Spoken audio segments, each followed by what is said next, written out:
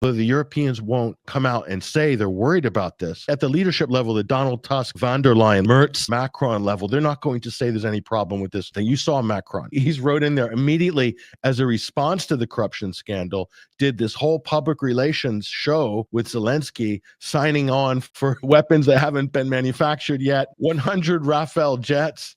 They don't even see, look at those smiles there, man. He's like, this is working great. What they're signing is a memorandum of understanding. There's not an arms deal. They don't have the pilots. These Rafale jets aren't available, haven't been built yet. Yeah. So we're talking 10 years.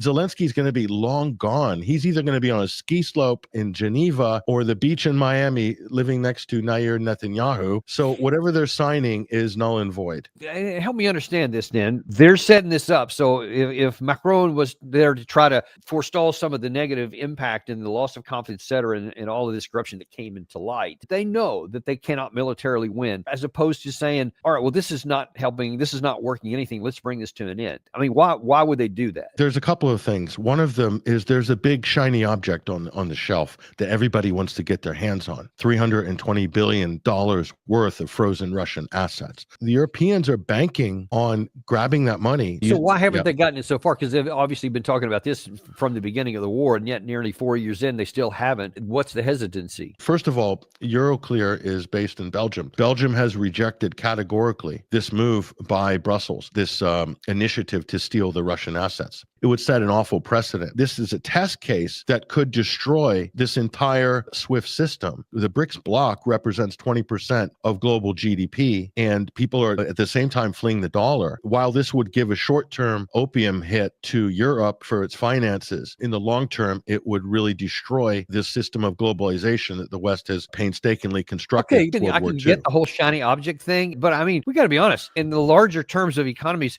300 and whatever billion, it ain't that much money. I mean, is it really worth risking all of that future for a handful of dollars today? For Europe, it is a lot of money. You're talking about Europe that has a GDP projected growth for 2026, very optimistic projection of 1.1% GDP growth. So this is the advanced economy. So how they're planning to pay for it now, before they steal these Russian assets, they're calling it the safe instrument. War bonds, create bonds to loan member states so they can buy weapons for Ukraine. So they're calling it joint procurement. There's no money here, Danny. Where are they going to pay the interest on these bonds when they come to mature? I'll tell you what the collateral is, Danny. It's that Russia is going to pay reparations when Ukraine wins. That is it. And they're literally banking on that? That is the bottom line on the contract. My God. This is a big gamble, isn't it?